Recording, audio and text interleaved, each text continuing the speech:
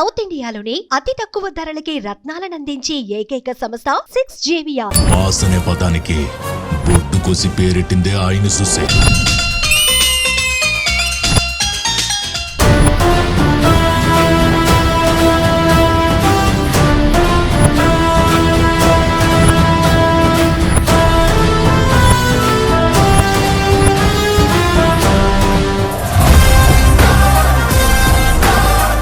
చిరంజీవి గారిని ఎప్పుడైనా కలిసారా దొరబాబు గారు? గారిని కలవడానికి నేను ఫస్ట్ టైం ప్రజారాజ్యం టైంలో క్యాన్వాసింగ్ టైంలో మా ఊరు ఎప్పుడు వస్తారని వెయిట్ చేయడం, మా ఊరు వచ్చినప్పుడు అక్కడే కాశీ కూర్చుని గారిని చూడగానే అదేంటో తెలియదు. ఎవరన్నా మా ఊళ్ళో ఎవరన్నా హైదరాబాద్ వెళ్ళి వచ్చారంటే చిరంజీవి గారిని చూసామని అడిగేవాడికి, ఏం అడిగేవాడిని కాదు. చార్మినార్ చూసా ఈ గోల్కొని నాకు తెలియదు, ఓన్లీ చిరంజీవి గారు ఒకలా హైదరాబాద్లో ఉంటారు అన్నంత పిచ్చి. పవన్ కళ్యాణ్ గారు కూడా పిఠాపురం నుంచి ఎమ్మెల్యేగా గెలిచారు, డిప్యూటీ సీఎం అయ్యారు. అసలు జనసేన సత్తా ఏంటో చూపించారు. ఏమనిపిస్తూ ఉంటుంది పవన్ కళ్యాణ్ గారిని చూస్తే? మన పిఠాపురంలో కూడా పోటీ చేసినప్పుడు అయితే నేను ఒక 10 days వరకు కూడా పిఠాపురం చుట్టుపక్కల అన్ని వాటికి వెళ్ళడం జరిగింది. నేను కానీ మా ఆది గారు, రైజింగ్ రాజు గారు, చాలామంది జబర్దస్త్ ఆర్టిస్ట్ సీన్ గారు.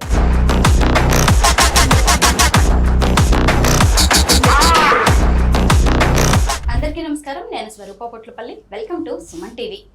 జబర్దస్త్ కమెడియన్స్ లో దొరబాబు గారంటే తెలియని వారు ఉండరు. హాస్యాన్ని పండించడంలోనే కాదు, సేవా కార్యక్రమాల్లోనూ వారు ముందే ఉంటున్నారు. మెగాస్టార్ చిరంజీవి పుట్టినరోజు సందర్భంగా దొరబాబు గారితో మాట్లాడి రక్తదానం గురించి అనేక విషయాలు తెలుసుకుందాం. నమస్తే దొరబాబు గారు. నమస్కారం స్వరూప గారు. జబర్దస్త్ లో మీకు అవకాశం ఎలా వచ్చింది? జబర్దస్త్ లో నాకు అవకాశం అంటే అటో రామప్రసాద్ గారికి ఒకరు పరిచయం చేశారు నన్ను. ఇంకా అక్కడి నుంచి ఆ గేటు దాటి అన్నపూర్ణ స్టూడియో గేటు దాటి లోపలికి వెళ్ళడానికి ఆయన హెల్ప్ చేశారు. అలాగే అందులో పనిచేసే మేనేజర్ ఒక అతను, అలాగే ఇద్దరు హెల్ప్ చేయడం వల్ల స్టూడియో దాటి లోపలికి రావడం, అక్కడ ట్రై చేసుకోవడం. చాలామంది ఆర్టిస్టులు ఉండేవారు.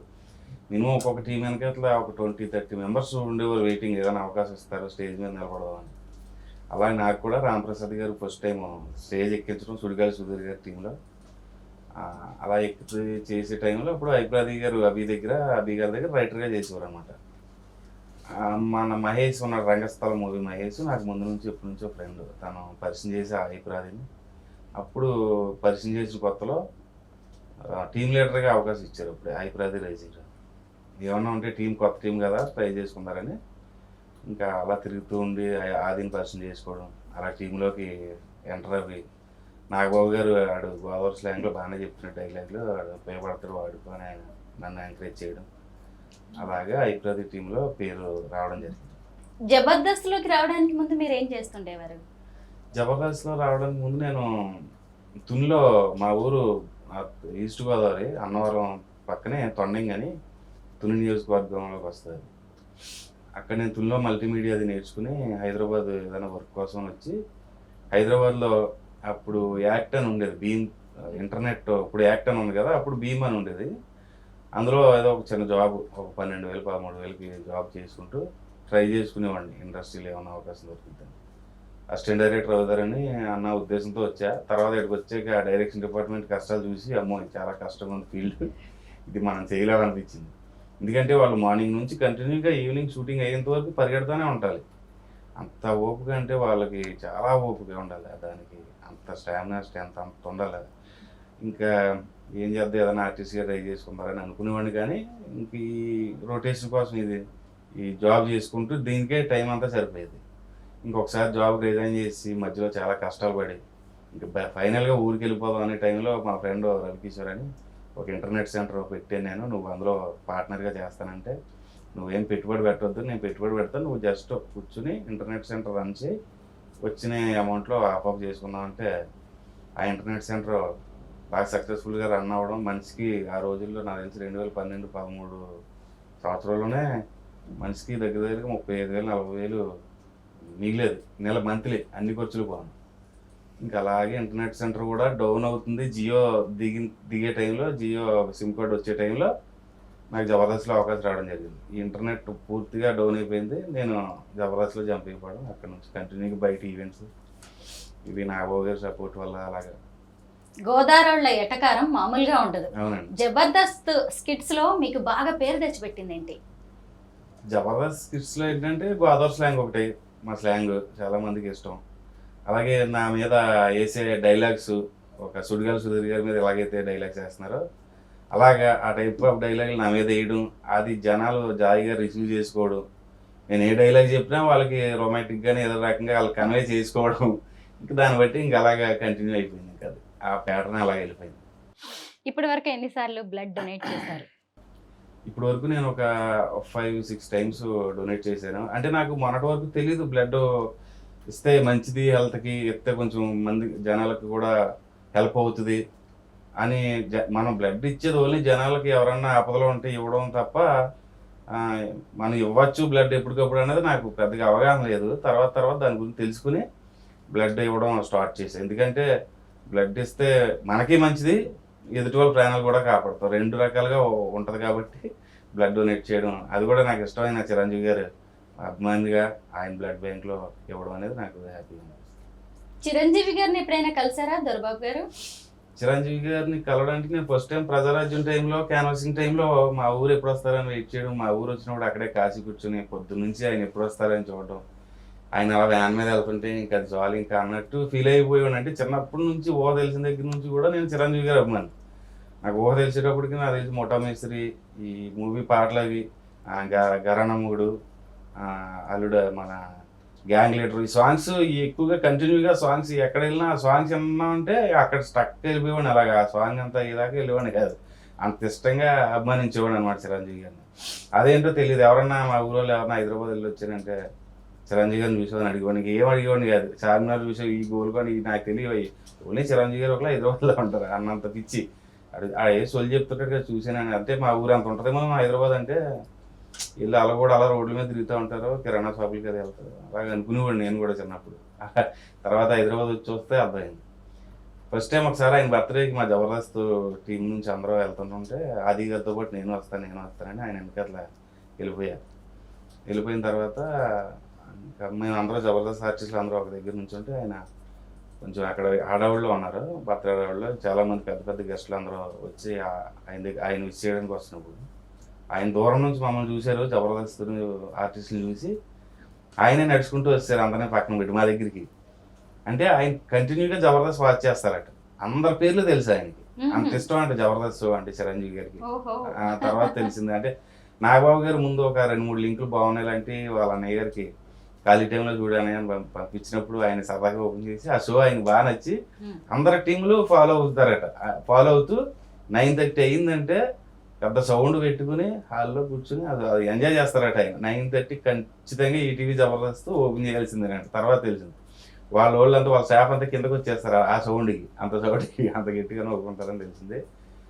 నేను తెలియదేమో అనుకున్నాను. ఆయనకి మామూలుగా వచ్చారు ఆయన మా దగ్గరికి, అందరినీ పలకరించారు. నేను కొంచెం పక్కన ఉన్నాను ఆయన బ్యాక్ సైడ్. ఎలాగైనా ఈరోజు ఆయనతో ఒక సెల్ఫీ అన్న దిగి పెట్టాలి ఫేస్బుక్లో, మా ఊరు అందరూ చూడాలని వెనకే వెళ్తున్నాను. ఆయన వెళ్ళిపోతున్నారు, సరే అయితే ఓకే ఒకసారి కలుద్దారని చెప్పేసి ఆయన వెళ్తా ఉన్నారు, వెనకాల ఫాలో అయిపోతున్నాను. మా ఊళ్ళు అందరూ లాగుతున్నారు వెనక్కి, ఎవరు ఉన్నాను అని చెప్పేసి ఆయన వెనక సడన్గా ఇటు టర్న్ అయ్యారు అనమాట. టర్న్ అవగానే ఎదురుగా నేను అన్నా, నీ పేరు నేను చెప్తా నాకు అని చెప్పేసి ఆయన సడన్గా స్ట్రైక్ అవ్వలేదు. అందుకని పక్కన ఎవరో దొరబాబు, రైట్ దొరబాబు, బాగా చేస్తావు నువ్వు, ఆది టీంలో బాగా ఇష్టం, నీ యాక్టింగ్ కూడా బాగుంటుంది అని చెప్పి అనగానే ఒక సెల్ఫీ ఇవ్వండి సార్ అని చెప్పేసి ఫోన్ ముందు పెట్టేసి ఏం చేస్తాం మనకి ఇలా నీ పేరు నాకు తెలిసాను కానీ నాకు మైండ్ బ్లాక్ అయిపోయింది, ఇంకేం మొత్తం చీకటి అయిపోయింది చుట్టూ. ఎందుకంటే మనం చిన్నప్పటి నుంచి అభిమానించిన హీరో ఒక్కసారిగా నీ పేరు నాకు తెలుసు అని నా పేరు పెట్టి పిలిస్తే ఇంకా ఒక్కసారిగా బ్లాంక్ అయిపోతాం కదా. ఏంటి ఎంత బ్లాంక్ అయిపోయినా నేను ఫోటో తీసుకోవాలి, అది నా మెయిన్ కాన్సన్ట్రేషన్ అదే. అయితే ఆయన దగ్గర సెల్ఫీ పెట్టగానే తీసుకోమన్నారు. నేనేంటి వెనకాల చేయి పెట్టేసి అడుగు పెట్టేసుకుంటున్నాను, నేను నాకు తెలియట్లా నేనేం చేస్తున్నాను అందులో. చూడగానే ఒకటే ఆయన నా పేరు చెప్పగానే ఇంక మొత్తం పూర్తిగా అయిపోయింది. ఈ లోపు వెనకాల నుండి ఎవరో చేయి లాగుతున్నారు, నేనేమో తప్పించుకుని పెట్ట ఫోటో రావట్లేదు, ఈ చేయి లాగుతున్నారు. ఆయన గమనించి వెనక్కి తిరిగి చెయ్యి ఎవరు లాగుతున్నారు వేసుకొని అన్నారు, అది కూడా నాకు గుర్తులేదు. ఓన్లీ నాదంతా ఈ ఫోటో మీద ఉంది, సెల్ఫీ మీద. అయితే ఆయన చెప్పిన తర్వాత 3-4 సార్లు ఇచ్చి ఓకే బాగా వచ్చింది, నాకు బాగా థ్యాంక్ యూ సార్ అని అప్పుడు ఆయన హ్యాపీగా ఇచ్చారు. తర్వాత కూడా మొన్న ఒకసారి వెళ్ళి కలిసినప్పుడు కూడా గుర్తుపట్టి మిస్టర్ ఏంటి ఎలా ఉన్నాం అని చెప్పేసి పలకరించండి. ఆయనకైతే గుర్తున్నా నేను. మీది గోదావరి జిల్లాలు, మరి పవన్ కళ్యాణ్ గారు కూడా పిఠాపురం నుంచి ఎమ్మెల్యేగా గెలిచారు, డిప్యూటీ సీఎం అయ్యారు. అసలు జనసేన సత్తా ఏంటో చూపించారు. ఏమనిపిస్తూ ఉంటుంది పవన్ కళ్యాణ్ గారిని చూస్తే? పవన్ కళ్యాణ్ గారిని చూసినప్పుడు నాకు లాస్ట్ టైం ఫోన్ చేసినప్పుడు గాజువాకలో కూడా మేము క్యాన్వాసింగ్కి వెళ్ళాం. అయితే అప్పుడు వేరే పార్టీ ప్రభావం ఎక్కువగా, గాలి ఎక్కువగా ఉండడంతో అక్కడైతే ఓడిపోవడం జరిగింది. కాబట్టి సరే తర్వాత ఆయన మీద అభిమానం అయితే మనం పోదు కదా, మన మనసులోంచి అయితే తీయలేం. మెగా ఫ్యామిలీ కుటుంబం మొత్తానికి అభిమానం చూపిస్తాం మనం. అలాగే మొన్న పిఠాపురంలో కూడా పోటీ చేసినప్పుడు అయితే నేను ఒక 10 days వరకు కూడా పిఠాపురం చుట్టుపక్కల అన్ని వాటికి వెళ్ళడం జరిగింది. నేను కానీ, మా ఆది గారు, రైజింగ్ రాజు గారు, చాలామంది, జబర్దస్త్ ఆర్టిల్ సీన్ గారు, గెటప్ సీన్ గారు కానీ, రామప్రసాద్ గారు, మేమందరూ కూడా మ్యాక్సిమం అన్ని ఏరియాలు కవర్ చేసుకుంటూ ఒక్కొక్క ఏరియా ఆయన పోటీ చేసిన ప్రతి దగ్గర గెలిపించుకునేలాగా కొంచెం చిన్న ఉడతభక్తి సహాయం కింద మేము తిరగడం జరిగింది. అలాగే ఆయన గెలిస్తే 21కి 21 గెలవడం అనేది చాలా హ్యాపీగా అనిపించింది. అది చెప్పుకోలేని విజయం. అన్నయ్యకి తమ్ముడికి మధ్యలో ఉండే నాగబాబు గారితో కలిసి మీరు వర్క్ చేస్తూ ఉన్నారు. అవును. ఆయనతో మీ అనుభవాలు ఏంటి? ఆయనతో అంటే ఆయన దేవుడు లాంటి మనిషి మాకైతే. ఆయన ఏంటంటే జబర్దస్త్లో ఆయన దృష్టిలో ఎవరన్నా ఆర్టిస్ట్ పడ్డాడంటే అతని నేమ్ వచ్చేస్తుంది. ఆయన నోటంట దొరబాబు బాగా చేసేవయ్యా, పలానా వాళ్ళు బాగా చేశారు, మన ఎవరి పేరు చెప్తే అతనే హీరో. ఇంకా ఆ రోజు అక్కడ బయట కూడా జనాలు కూడా నోటెడ్ అయిపోద్ది ఆ నేము. ఓకే, వీడి పేరు దొరబాబు. చాలామంది పేర్లు ఆయన చెప్పలేని వాళ్ళ పేర్లు, చాలామంది పేర్లు ఇప్పటికీ జనాలకు తెలియదు. వాళ్ళు ఎప్పటి నుంచో చేస్తున్నారు, కానీ జనాలకి చూడగానే నువ్వు జబర్దస్త్ చేస్తావు కదా అని అంటారు తప్ప అతని పేరు తెలియదు. అలాగే ఆయన పేరు, నా పేరు చాలాసార్లు చాలా స్కిట్లో చెప్పడం వల్ల జనాలందరికీ కూడా దొరబాబు అనగానే ఇంక జబర్దస్త్ ఇంక నోటెడ్ చూడడం, నా పేరు అలా చెప్పేస్తారు డైరెక్ట్గా. అలాగే నోటెడ్ అయిపోయింది. ప్రతి స్కిట్లో కూడా నన్ను బాగా ఎంకరేజ్ చేసిన వ్యక్తి అయితే నాగబాబు గారు. చాలా వాటిలో కూడా నాకు బయట పర్సనల్గా కూడా హెల్ప్ చేసిన వ్యక్తి, నాకు స్కిట్లో కూడా హెల్ప్ చేసిన వ్యక్తి. ఆయన అంటే నాకు దేవుడితో సమానం. నా కాంటాక్ట్ ఫోన్లో కూడా మై గోడనే సేవ్ చేసి పెట్టుకుంటాను నెంబర్ కాంటాక్ట్.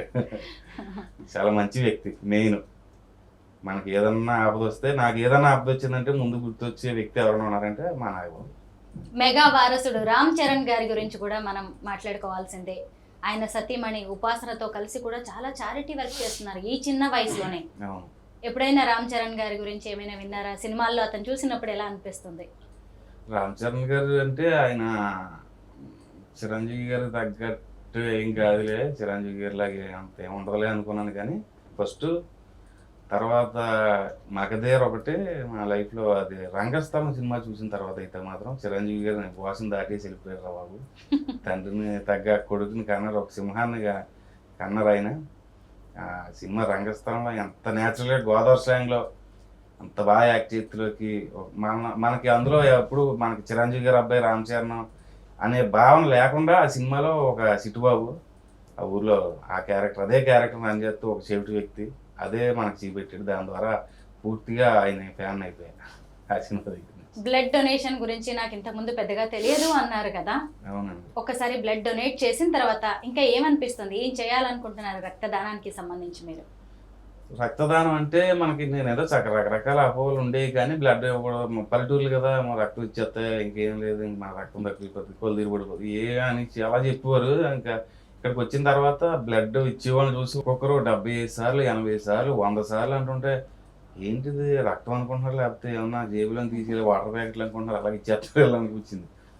ఓకే, మనం ఇవ్వచ్చు అంటే మీరన్నది నిజమే. ఎందుకంటే నేను 100ల్లో రక్తదానం చేసిన వాళ్ళని ఇంటర్వ్యూ చేశాను దొరబాబు గారు. నాకు ఇలాగే ఆశ్చర్యంగా అనిపించింది. అదే వాళ్ళు అంటే 100 సార్లు బ్లడ్ ఇస్తున్నారంటే వాళ్ళు బ్లడ్ ఇవ్వడానికి పుట్టిదేమో అనిపిస్తుంది ఒక్కొక్కసారి. నిజమేనండి. నేను ఒక 5-6 సార్లు ఇచ్చాను, ఇస్తాను కానీ కుదరక ఒక్కొక్కసారి అవ్వట్లేదు అంతే. లేకపోతే నాకు కూడా ఖాళీ ఉన్నప్పుడు ఇచ్చేస్తాను. ఒకవేళ అవసరమైతే ఇంటర్వ్యూ కానీ ఇటు నుంచి దగ్గర కాబట్టి ఇచ్చేసి వెళ్ళిపోయినా వెళ్ళిపోతుంది. హాస్యం ద్వారా, మీ జబర్దస్త్ స్కిట్స్ ద్వారా కూడా కొన్ని మంచి విషయాల మీద అవగాహన కల్పించవచ్చు. ఫ్యూచర్లో ఏమైనా బ్లడ్ బ్యాంక్ గురించి కానీ, లేదంటే బ్లడ్ డొనేషన్ గురించి, ఐ డొనేషన్ గురించి ఏమైనా స్కిట్స్ చేసే అవకాశం ఉందా? అంటే అవి చేసినా కానీ వాటి జనాలు రిసీవ్ చేసుకుంటారు, ఎంతవరకు చేసుకోరు అన్న ఉద్దేశం మీద చెయ్యరు. కానీ స్కిట్లు చేస్తే బాగానే ఉంటుంది దాని మీద. కాకపోతే ఏంటంటే ఇది ఓన్లీ కామెడీ షో కదా, జనాలు కామెడీ నష్టపడే వాళ్ళు మాత్రమే ఈ షో చూస్తుంటారు. దాని ద్వారా మళ్ళీ మనం సోషల్ ఎలివెన్స్ అయ్యి ఇచ్చి మళ్ళీ వాళ్ళకి చెప్తే ఏంటిది బోర్ కొట్టిందిరా అని కొంతమంది జనాలు అనుకుంటారు. మనం అది అలాంటి మెసేజ్లు ఏమైనా ఉంటే మనం పర్సనల్గా ఇచ్చుకుంటూ ఉంటాం ఎప్పటికప్పుడు. ఎవరికాలు మా జబర్దస్త్ ఆర్టిస్టులు కూడా ఎప్పటికప్పుడు ఎవరికాలు పర్సనల్ మెసేజ్లు ఇస్తూ ఉంటారు. అంటే ఇది షో కాబట్టి షోలో మనం అది ఎంతవరకు జనాలు రీచ్ అవుతామో తెలియక ఎవరైనా. చిరంజీవి గారు ఒక హీరోగా అందరికీ బాగా తెలుసు, అలాగే రాజకీయాల్లో కూడా ఆయన తెలుసు. కానీ చిరంజీవి గారు చేస్తున్న సేవా కార్యక్రమాల గురించి చాలా తక్కువ మందికి తెలుసు.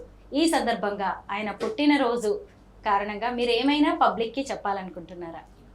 చిరంజీవి గారికి 70వ పుట్టినరోజు సందర్భంగా ఆయనకి అయితే ముందుగా గురువు గారికి హ్యాపీ బర్త్డే. మీరు ఇంకా ఇలాంటి బర్త్డేలు మరి ఎన్నో జరుపుకుని మాలాంటి ఫ్యాన్స్ని ఇంకా అలరించాలని మనస్ఫూర్తిగా కోరుకుంటున్నాం మీ ఛానల్ తరపు నుంచి. ఇది ఏంటంటే ఆయన చేసే సేవా కార్యక్రమాలు అంటే అతనే కాదండి, పవన్ కళ్యాణ్ గారు కానీ అతను కానీ వాళ్ళ ఫ్యామిలీ అంతా కూడా చాలా హెల్ప్ చేస్తుంటారు జనాలకి. చేసింది వాళ్ళు చెప్పుకోరు అంతే. చాలామంది చెప్తుంటారు కదా, కుడి చేతితో సహాయం చేస్తే ఎడమ చేతికి కూడా తెలియకూడదు. అలాంటి వ్యక్తులు వాళ్ళు పబ్లిసిటీలో అవి చేయించుకునే వ్యక్తులు కాదు. పబ్లిసిటీ చేయించుకునే వ్యక్తులు అయితే రోజుకి 10-20 వీడియోలు వస్తాయి వాళ్ళ గురించి. మనం కూడా పవన్ గారు కూడా మన పవన్ కళ్యాణ్ గారు 2-3 సార్లు సహాయం చేశారు, చిరంజీవి గారు చేశారు, చాలామంది ఆర్టిస్టులు సహాయం చేస్తారు. కరోనా టైంలో కూడా ప్రతి ఒక్క ఆర్టిస్ట్కి, ప్రతి ఒక్క డిపార్ట్మెంట్కి, ప్రతి ఒక్క యూనియన్, చాలా ఏవైతే డిపార్ట్మెంట్స్ ఉన్నాయో ఇండస్ట్రీలో అందరికీ కూడా కరోనా టైంలో చిరంజీవి గారు సహాయం చేయడమే కాకుండా అమౌంట్ పరంగానే కాదు, బియ్యం పరంగా కానీ, వస్తువుల పరంగానే కాకుండా ఆక్సిజన్ సిలిండర్లు కూడా ఆయన అందరికీ సప్లై చేశారు. ఆయన ఎందుకంటే ఆయన జనం ద్వారా ఆయన అభిమానించారు కాబట్టి, ఆయన అంత పెద్ద హీరో అయ్యారు కాబట్టి ఆయన ఆ జనాన్ని మర్చిపోకుండా వాళ్ళకి ఏదో సహాయం చేయాలన్న దాని మీదే ఉంటారు చిరంజీవి గారు. ఆ పవన్ కళ్యాణ్ గారు కూడా అదే ఉద్దేశంతో రాజకీయాలకు రావడం. మనకి డిప్యూటీ సీఎంగా చాలామంది పల్లెటూర్లు చాలా బాగుపడుతున్నాయి. ఎక్కడ అన్యాయం అనేది జరగకుండా పల్లెటూర్లు ఇప్పుడు చూస్తున్నాను.